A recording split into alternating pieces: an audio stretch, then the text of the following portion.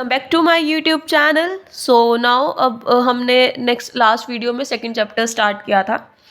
आई hope आपको chapter number 1 में और चैप्टर 2 की लास्ट वीडियो में कोई प्रॉब्लम नहीं होगी। अगर प्रॉब्लम है तो you can ask me. Now advantages of auditing. Advantages different kinds के हैं, हर किसी का अपना अपना तरीका है। सो जर्नल एडवांटेजेस क्या हैं? हमें हमारे नॉलेज मिल जाती है, हमारा एक्चुअल पोजीशन क्या है हमारे बिजनेस की बाय थ्रू ऑडिटिंग। वो हमारी प्रॉफिट एंड लॉस और बैलेंस शीट की एग्जैक्ट पिक्चर बता देता है हमारे ऑनर को। हमारे एरर और फ्रॉड्स डिटेक्ट करे जाते हैं ऑडिटर के थ्रू, जो हमारे फ्यूचर में हम उनको रिड्यूस करने के लिए कुछ कमिटमेंट्स मिल जाती हैं हमें। जो हमारा एम्प्लॉयज़ है उनके पास मोरल प्रेशर हो जाता है, क्योंकि जब वो एक इंडिपेंडेंट उन्हें एग्जामिन करते हैं उनके वर्क को, तो उनके मन में एक इनडायरेक्टली फियर आ जाता है, तो वो अपने वर्क को रेगुलेटरी और एक पूरे डेडिकेशन से करते हैं। जो वो नेग्लिजेंस और गलतियां करते थे उसको रिमूव कर सकते हैं। तो पॉसिबिलिटी है हमारे एरर और फ्रॉड्स की कम होने की इन फ्यूचर के लिए। जो हमारे एम्प्लॉयज़ है और जो मैनेजमेंट है उनके जो काम है उनकी एक अलर्टनेस आ जाती है, एक मैनेजमेंट अलर्ट हो जाती है। जो पॉलिसीज़ और प्रोसीजर और जो डिसिप्लिन है वो अच्छे से मेंटेन किया जा सकता है, उसे अडॉप्ट किया जाता है, वर्क अपने शेड्यूल पर आ जाता है। और जो कंट्रोल है हर एक चीज़ का, करप्शन का मतलब कंट्रोल हो जाता है, करप्शन जजिंग ऑनेस्टी रिड्यूस हो जाती है, और जो हमारी कैपेबिलिटी एम्प्लॉयज़ की वो इंक्रीज़ हो जाती है।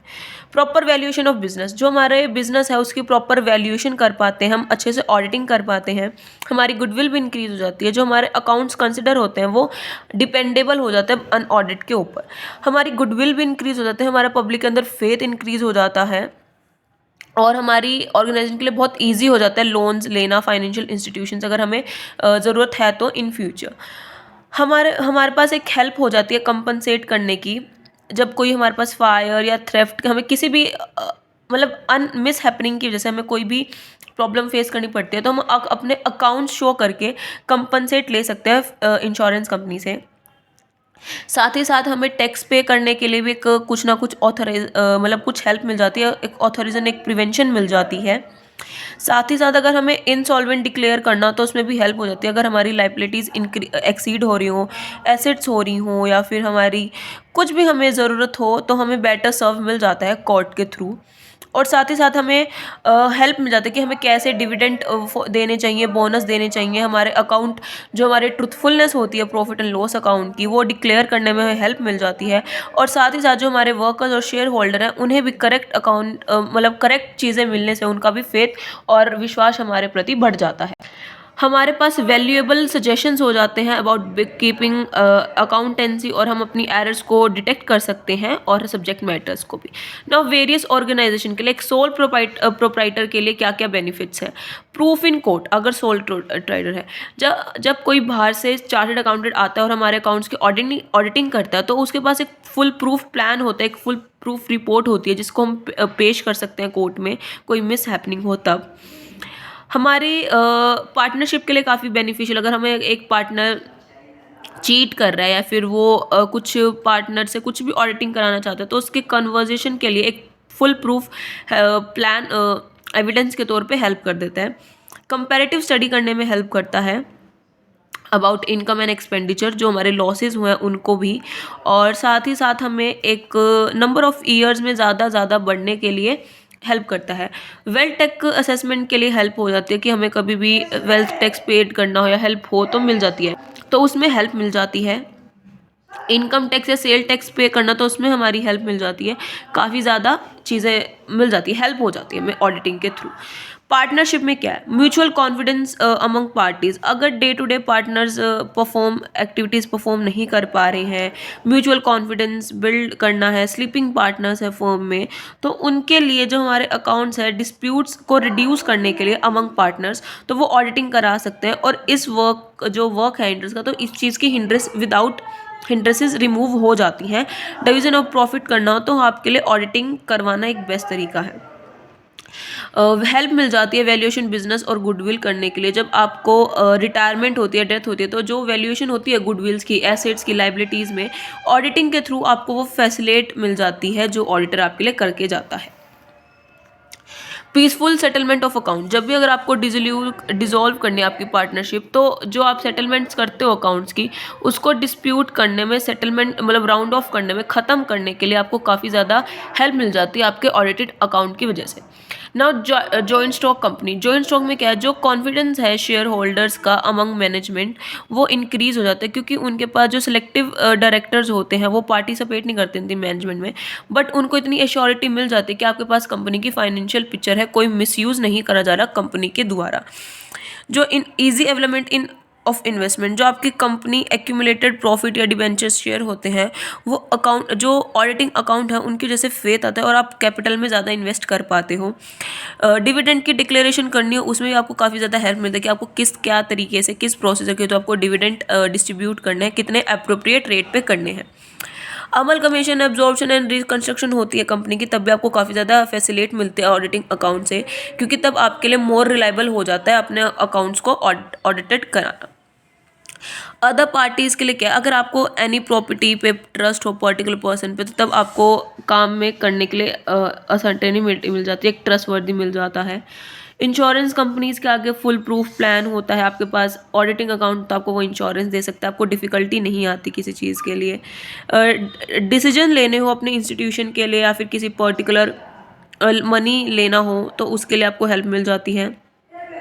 कोई एक्सटर्नल पर्सन परचेज करना चाहता है, तो उसके लिए ऑडिटिंग अकाउंट काफ़ी ज़्यादा हेल्पफुल है ये डिसाइड करने में कि मेरे को परचेज कंसिडरेशन करनी चाहिए या नहीं, और उसके पास पूरे सर्टिफाइड होते हैं about decision upon the purchase consideration और नॉट। ऑडिट आपको हेल्प करते हैं गवर्नमेंट एम्प्लॉयज़ को, जो आपके लिए सेल टैक्स, इनकम टैक्स और इन सब टैक्स के लिए आपको बोलते हैं। कोर्ट में एविडेंस प्रूफ करना हो तो उसके लिए आपको काफ़ी ज़्यादा हेल्प मिल जाती है। नाउ लिमिटेशन ऑफ ऑडिटिंग, कुछ आर्ग्यूमेंट्स है, देखिए। Auditing is not a conclusive proof of the honesty of employees, सिर्फ एक ऑडिटिंग एक आखिरी सहारा नहीं है आपकी एम्प्लॉयज़ की ऑनेस्टी साबित करने का। इंटरनल चेक प्लेस रह जाता है, कई बार सेटिस्फाइड होता है, कई बार हमारे पास एक्यूरेसी हो जाती है अकाउंट्स की, और जो दो और टीम अप कर लेते हैं वो फ्रॉड भी कमिट कर लेते हैं, लाइमलाइट में नहीं आते हैं, बट अकाउंट्स की एडिटिंग ऑडिट करना दैट नॉट की मीन्स कि जो ऑनेस्टी है एम्प्लॉयज़ की वो गलत है। Auditing does not guarantee cent percent to accuracy, सिर्फ एक ऑडिटिंग एक लार्ज में बहुत सारी ट्रांजैक्शन होती है फाइनेंशियल ईयर में, तो इट इज़ नॉट पॉसिबल कि हर एक ट्रांजैक्शन को डिटेल में एग्जामिन किया जाए, ये वेस्टेज ऑफ टाइम, एफर्ट और मनी हो सकता है। सिर्फ और सिर्फ अगर मान लें अगर एक कंपनी के पास 1000 अकाउंट्स है बट ऑडिटर कर पाया 30, तो वो रिपोर्ट आपके 30 के बेसिस पे होगी, 100 के बेसिस पे नहीं, तो हम ये नहीं कह सकते कि पूरी 100% एक्यूरेसी है। Minor things are not be paid attention, कुछ छोटी छोटी चीज़ों को हम फिर भी ध्यान नहीं देते, जिस वजह से इनरेगुलरिटी और स्मॉल ट्रांजेक्शन मतलब इग्नोर हो जाती है, उन पे हम अटेंशन नहीं दे पाते, जिसकी वजह से हम कई बार वो चीज़ें रह जाती है, अनडिटेक्टेड रह जाती हैं। कई बार फ्रॉड्स भी रिमेन अनडिटेक्टेड रह जाते हैं, और जो ऑडिटर है वो इतनी एफिशिएंसी से अपना काम नहीं करता, इंटेंशनली या प्री प्लान वो टॉप मैनेजर्स के लेवल को कह देता है कि नहीं मैं ये चीज़ें डिटेक्ट नहीं करूँगा, तो कुछ ना कुछ कमियाँ रह ही जाती हैं। Auditor does not understand the nature of all the business transaction, ज़रूरी नहीं है कि सीए हर एक नेचर के बिजनेस को जानता हो, ईच एंड एवरी ट्रांजेक्शन को, तो उसके लिए पर्टिकुलर ट्रांजेक्शन को सेंस करना बहुत गलत होता है उसके लीगल पॉइंट ऑफ व्यू से। Auditor merely expresses is opinion, वो सिर्फ अपनी ओपिनियंस बताता है, ना कि सॉल्यूशन देता है हर एक चीज़ का, जस्ट उसके सजेशंस होते हैं। Auditor does not enjoy practical freedom, जो ऑडिटर है वो प्रैक्टिकल फ्रीडम को इन्जॉय नहीं कर पाते due to some rights, duties and responsibility, तो सिर्फ वो कंडक्ट कर सकता है, वो इंडिपेंडेंटली उसके अनडिटेक्टेड कुछ चीज़ें रह जाती हैं, तो वो रिपोर्ट हमेशा कंप्लीट नहीं अनकम्प्लीट भी हो सकती है। आज ही हम इसी वीडियो के साथ हम चैप्टर नंबर 3 भी स्टार्ट कर लेते हैं, टाइप ऑफ ऑडिटिंग। तो these are the types of, तो सबसे पहले हम कर रहे हैं स्टैट्यूटरी ऑडिटिंग। स्टैट्यूटरी ऑडिटिंग क्या है, देखिए, आई थिंक मेरी साउंड बहुत गलत आ रही होगी। स्टैट्यूटरी ऑडिट क्या है?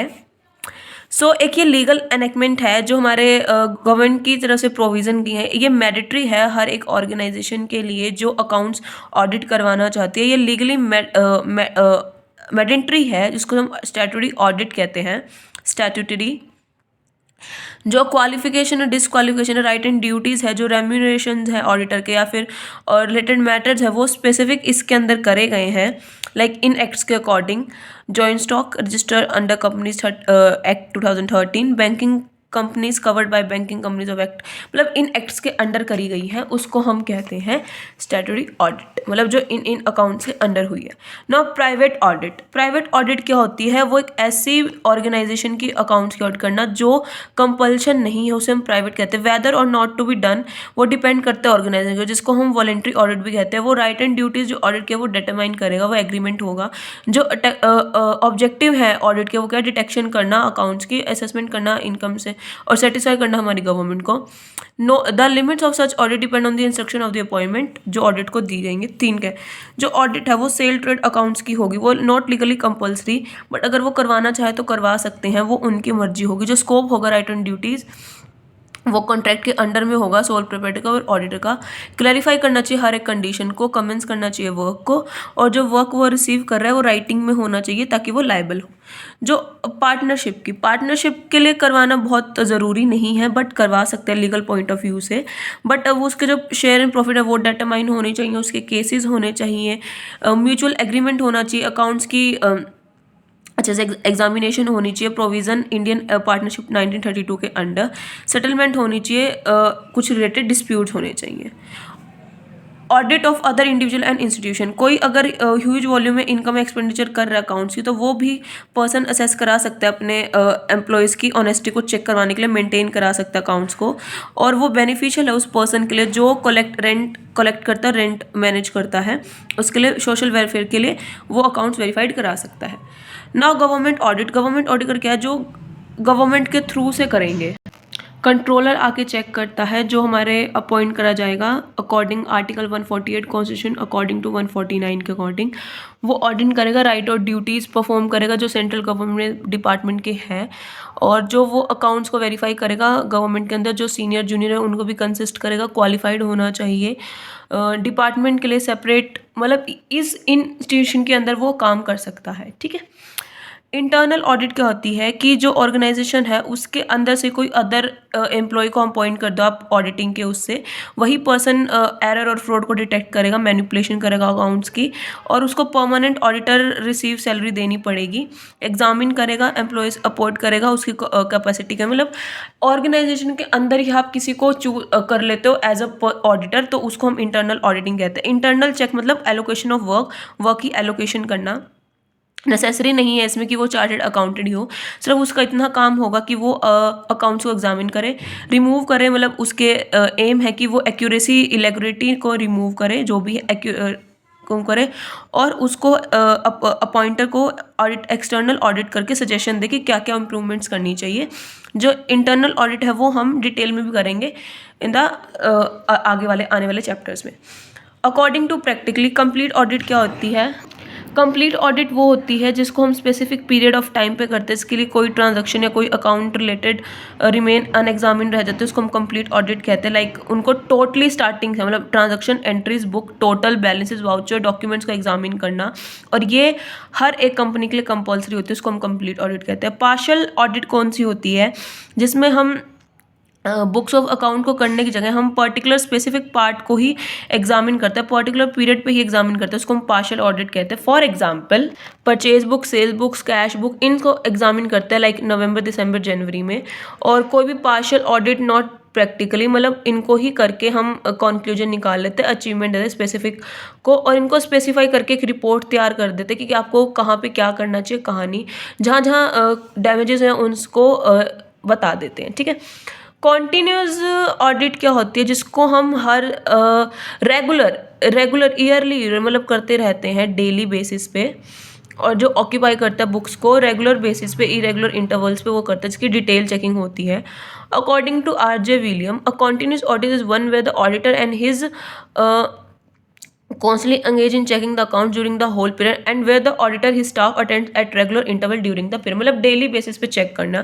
सुटेबली कहते हैं जहाँ पे business size of business large हो वहाँ पे डेली बेसिस पे ऑडिटिंग होना इज एप्लीकेबल, जहाँ पे buying, selling, raw material, furnish good की लार्ज अमाउंट में होती हो, ट्रांजेक्शन लार्ज होती हो, अकाउंटिंग लार्ज होते हो, तो वहाँ पे जो कॉन्टीन्यूस ऑडिट है उसका हेल्पफुल है। फाइनल अकाउंट्स जो रिक्वायर्ड हो, मतलब अर्ली, मतलब जल्दी टाइम पे, हमें जल्दी टाइम पे मतलब टाइम से पहले चाहिए तो वहाँ पे डेली बेसिस पे कॉन्टिन्यूस ऑडिट होना बैलेंस, जहाँ पे हमें बैलेंस शीट और जो बैंक से इलेक्ट्रिक गैस के बिल्स वगैरह हमें जो डेली बेसिस पे चाहिए उनके लिए कॉन्टिन्यूस ऑडिट बेस्ट है।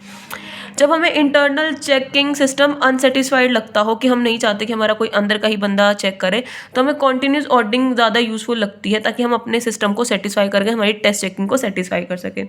जहाँ पे इंटेंसिव चेकिंग की बहुत ज़्यादा नेसेसरी होती है, जहाँ पे मिस एप्रोप्रिएशन ऑफ फंड्स की ज़्यादा हो सकती है क्योंकि वो लार्ज बिजनेस साइज है तो वही कुछ भी पॉसिबल है, तो इंटेंसिव चेकिंग के लिए कॉन्टिन्यूस बेस्ट आंसर रहेगा।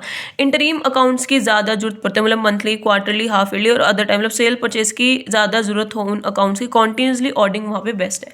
एडवांटेजेस क्या है, जब आपकी कॉन्टिन्यूस चेकिंग होगी तो आपको डिटेल और इंटेंसिव चेकिंग आपकी पॉसिबिलिटी रहेगी, आपके अर्ली डिटेक्शन हो जाएंगे एरर और फ्रॉड्स के, नॉलेज आपको वर्किंग प्रोसेस की डे बाय डे होती रहेगी ऑडिटर को भी, और वो अपने काम में एक्सपर्ट हो जाएगा और वो उसका टाइम भी बचेगा, वो डिसीजन भी बहुत ईजिली ले पाएगा अकॉर्डिंग टू मैनेजमेंट। जो आपके एम्प्लॉयज़ हैं उनका मोरल भी इंक्रीज होगा क्योंकि अगर वो डेली बेसिस पे कर रहे हैं तो वो डेली अपना काम प्रॉपरली करेंगे, टाइम पे करेंगे और कोई भी गलती का चांस नहीं देंगे। अगर हमें किसी को अर्ली प्रेजेंटेशन देनी है हमारे फाइनल अकाउंट्स की, हमें कोई भी गैप नहीं रखना अपने फाइनल अकाउंट्स के ईयर में, तो आपके लिए कॉन्टिन्यू सबसे बेस्ट है। हमें कन्वीनियंस इन ऑडिट, जो हमारे लिए ऑडिट जो है वो बहुत ईजिली लगती है और हमें अपने हेल्पर्स को असाइन करना होता है वर्क, एक्स्ट्रा लोड नहीं देना होता उनके हैंड पे, तो हम उनको final report day by day देते हैं। हमें अपने इंटरीम अकाउंट्स की अर्ली प्रिपरेशन करानी होती है अब हमारे डेली बेसिस के डिसीजंस को लेके रिगार्डिंग। जो हमारे ऑडिटर हैं उनके वैल्यूएबल हमें सजेशंस चाहिए होते हैं डे बाय डे हमारी कंपनी को इंक्रीज करने के लिए, उसकी रेपुटेशन और उसकी इंप्रूवमेंट के लिए। डिसएडवांटेजेस क्या है, ऑल्टरेशन इन फिगर्स, जो हमारे डेली बेसिस पे कॉन्टिन्यूस ऑडिटिंग होती है तो वहाँ पे ऑल्टरेशन हो सकती है हमारे बुक ऑफ अकाउंट्स की, जो कॉन्टिन्यूटी का वर्क है वो ब्रेक हो सकता है by chance thread of load, या फिर ज़्यादा प्रेशर आ गया, फिर कोई पर्सन बीमार हो गया, डेली बेसिस पे चेक करना, बहुत दिमाग लगाना। खर्चा डेली बेसिस पे होगा क्योंकि वहाँ पे काम को बहुत करना पड़ेगा। मैकेनिज्म ऑफ वर्क है क्योंकि वहाँ पे मैं कंटिन्यू, तो हमारा इंटरेस्ट भी बहुत कम होगा और जो क्वालिटी है वर्क की वो भी ख़राब सी हो जाएगी, मतलब स्लो हो जाएंगे, केयरलेस हो जाएंगे उस काम के लिए। जो हमारा एम्प्लॉयर है उसके स्टाफ पे डिपेंडेंसी रह जाएगी क्योंकि उसको बात बात पे पॉइंट जवाब देना पड़ेगा। जो लेस मोरल इफेक्ट है वो भी लेस हो जाएगा। हमारी डिटेल नोट की प्रिपरेशन भी बहुत कम होगी अदर टू फोरकास्ट, हमें जल्दी क्लोज करना होगा।